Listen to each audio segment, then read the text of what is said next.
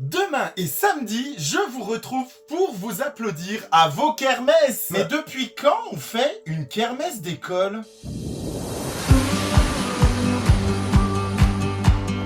Si l'on remonte dans l'histoire, les kermesses n'avaient rien à voir avec ce que l'on vit aujourd'hui. Une fête religieuse flamande. Le mot kermesse vient du flamand kerkmis. Le mot kerk qui veut dire église et miss qui veut dire messe. Au Moyen-Âge, au nord de la France, en Belgique ou encore aux Pays-Bas, la kermesse, c'était la fête paroissiale annuelle pour célébrer le saint patron et l'église. Après la messe, qui était très solennelle, on basculait dans une fête un petit peu plus profane. Le village organisait un grand banquet avec une grande foire, de la danse, des jeux, mais aussi des processions. Le mot s'est progressivement installé dans toute la France dans le cours du 19e siècle, perdant ainsi son sens religieux et s'installant dans quelque chose d'un petit peu plus populaire et caritative en plein air. Mais alors, comment est-ce arrivé dans toutes les écoles ? On est au cours de la première moitié du 20e siècle. On peut dire que cela s'est véritablement généralisé dans les années 50-60.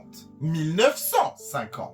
1960. Non, ça c'est des fois que t'as pas compris. En même temps, ça pouvait être plus vieux. Avant cela, la fin de l'année se terminait soit très tard en juillet, soit mi-août. Et à l'époque, c'était plutôt une remise solennelle des prix. C'était très carré, quoi. Progressivement, les écoles catholiques, mais aussi les écoles publiques, ont transformé cet événement en grande fête ludique et communautaire. La kermesse a diverses raisons d'exister. Financer les projets de l'école. Oui, le gâteau qui vaut 2 € la part, c'est peut-être pour payer quelque chose derrière, tu vois. Ah ben non, mais tu te rends pas compte, hein, c'est moi qui ai fait le gâteau, et puis quand je veux une part, on me demande 2 €.